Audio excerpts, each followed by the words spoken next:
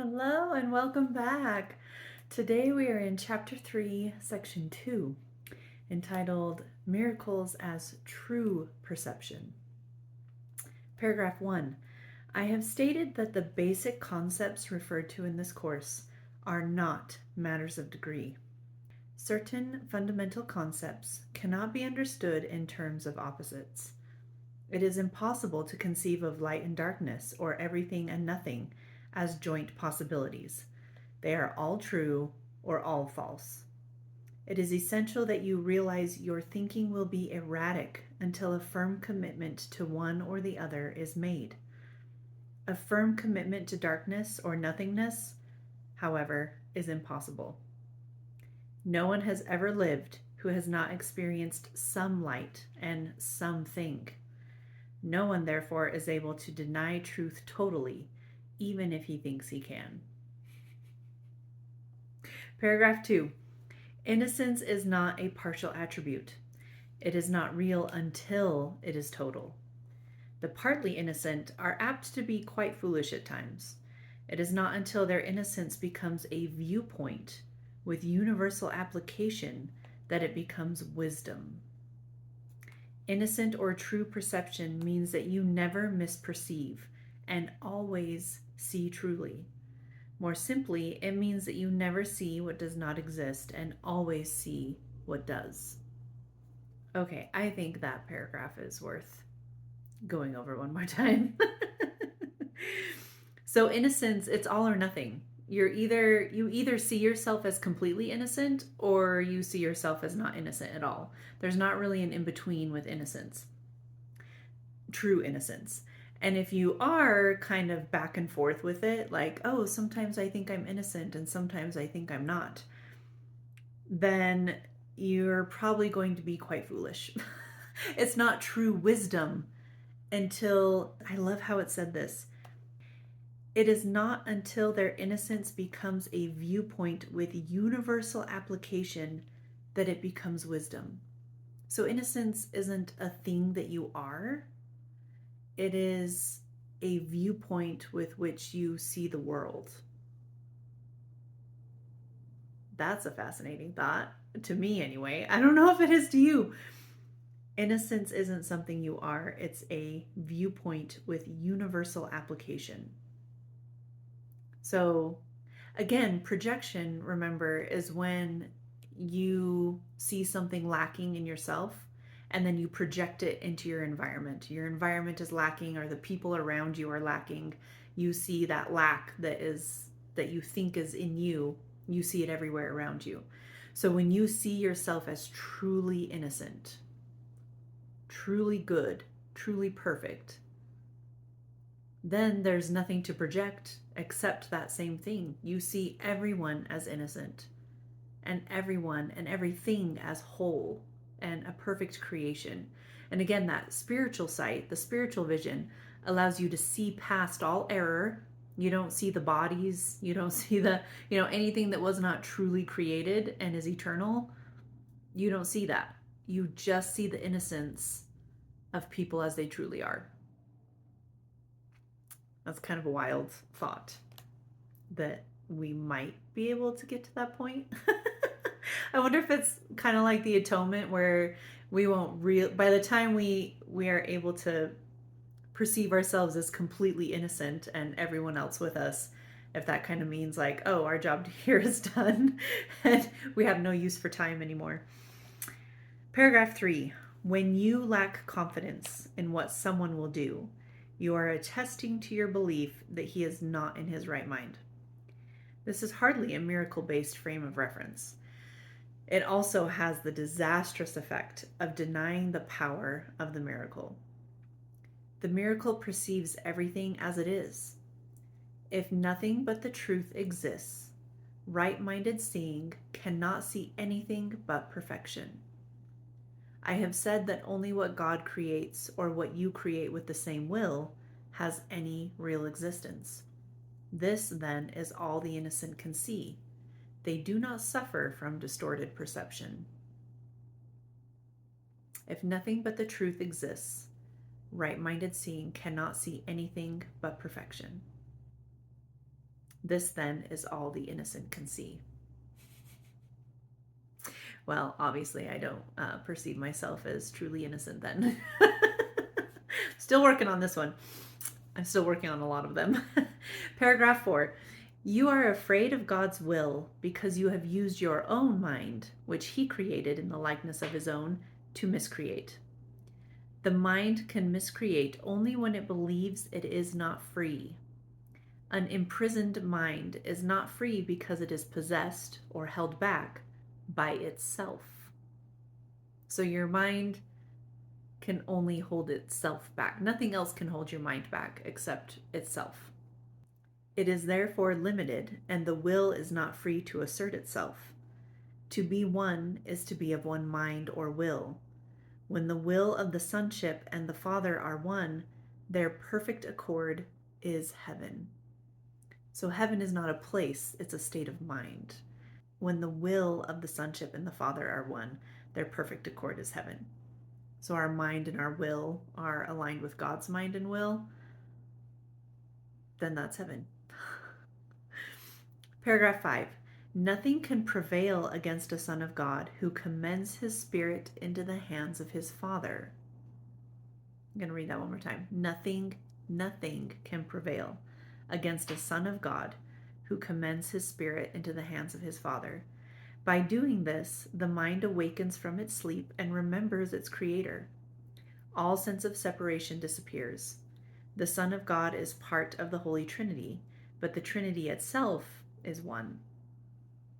There is no confusion within its levels because they are of one mind and one will.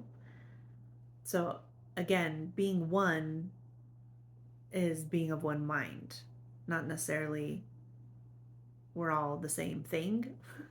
Like we are separate entities, but we have one mind, so we act with one accord.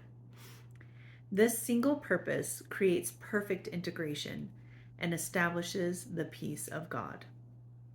Yet this vision can be perceived only by the truly innocent. Because their hearts are pure, the innocent defend true perception instead of defending themselves against it. Understanding the lesson of the atonement, they are without the wish to attack, and therefore they see truly. As long as you're trying to attack, you're not going to see truly. As long as you think there's a reason why you would need to attack, you're obviously not seeing truly. This is what the Bible means when it says, quote, when he shall appear, and then in parentheses it says, or be perceived, we shall be like him, for we shall see him as he is. So let me read that one more time. When he shall appear or be perceived, we shall be like him, for we shall see him as he is. So when we see Christ or God, and we truly see him or perceive him, we'll know that we are like him. We'll know that we are like him, for we shall see him as he is, and know that that's what we are as well. I think it's so cool. Paragraph 6.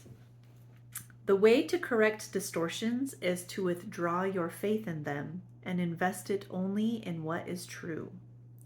You cannot make untruth true. If you are willing to accept what is true in everything you perceive, you let it be true for you. So I think this is where, like, I've had conversations with people before about what I call capital T truth and lowercase t truth. You know, like people talk about like, oh, this is my truth. And I do think that there is validity. There's validity to that truth, you know, what is true for them. I love, though, that when we can bring our lowercase truth in accord with the capital T truth, I think that's what it's talking about here. You cannot make untruth true. So if your truth involves something along the lines of I'm hopeless, I'm worthless, I'm broken, I'm lacking somehow, like I'm missing something, that's just completely untrue.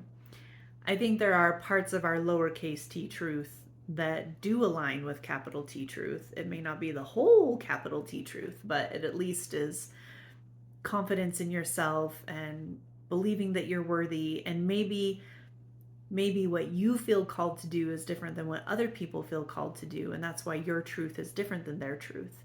But then there's this capital T truth that encompasses all of us and all of our little case T truths. So you cannot make untruth true. If you are willing to accept what is true in everything you perceive, you let it be true for you. Truth overcomes all error, and those who live in error and emptiness can never find lasting solace. So I grew up with a scripture that said, wickedness never was happiness. And I think that's kind of what this is saying, except the scripture, we would have to maybe amend it to say a belief in wickedness never was happiness. And this is saying truth overcomes all error, and those who live in error and emptiness can never find lasting solace. So you'll never be happy as long as you live, or basically believe, in error and emptiness. And error is, like, we do have errors. I'm not saying that, like, nothing we ever do is ever wrong. Our belief about things is what causes our error, though. And so when we believe in darkness and emptiness and lack, then we can never find solace because we are always susceptible to those things. If I believe that sin is possible, the kind of sin that we talk about in the scriptures or at church or whatever, where it's like something I've done wrong and now I'm dirty and I need to be cleansed of that. If we believe anything can actually change the perfection that God made, we'll always believe it's possible for us. It's not just something other people do, it's something that we can do, and there's always some fear around that of doing something wrong. And so we'll never find, until we have that capital T truth that overcomes all error, we will never find lasting solace. If you perceive truly, you are canceling out misperceptions in yourself and in others simultaneously. Because you see them as they are, you offer them your acceptance of their truth, so they can accept it for themselves. This is the healing that the miracle induces. And this reminded me of another section. So in chapter 1, section 3, paragraph 5. And it talks about how when you are afraid, you experience God's reassurances as threat. So you're afraid of what God is saying because you think that, again, that you are lacking and that you are imperfect. It says when you project this to others, so now you see others as lacking and imperfect, you imprison them, but only to the extent to which you reinforce errors they have already made. This makes them vulnerable to the distortions of others since their own perception of themselves is distorted. So as long as we can further imprison other people by heaping on them like, oh, you're not good enough, oh, you're lost, like you're lost forever, there's no hope for you, like we can further imprison them, but only as long as their thinking is already distorted. If their thinking isn't distorted, you can say anything you want and they're going to know, like, well, sorry you feel that way, but like I know I'm a perfect creation of God, so it doesn't affect them. They know that no error can harm them. But as long as we believe that errors can harm us, we can further imprison our brothers and sisters. So then here, it's basically saying that again. If you perceive truly, so if you're actually seeing truth, you are canceling out misperceptions in yourself and in others simultaneously. Because you see them as they are, you offer them your acceptance of their truth so they can accept it for themselves. So it's kind of the opposite of what the other one was saying. Like when you see them as they are, they may not see themselves entirely as they are, but you offer them acceptance and love unconditionally and then they can start to accept it themselves. Isn't that cool? Ah, we can do so much good if we choose to. This is the healing that the miracle induces. So these expressions of love, right? Miracles are expressions of love. So it's through those expressions of unconditional love and being able to see people, like it is said before, a miracle is an expression of worthiness, like from one worthy person to another, an expression of love from one worthy person to another, like acknowledging the other's worthiness. And they may not even believe they are worthy.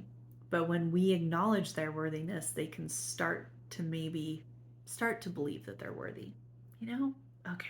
Anyway, that's the end. This was a really short one. So I hope you enjoyed it. I hope you comment with any ahas or other ways of perceiving what we read today and interpreting it, and hope to see you next time.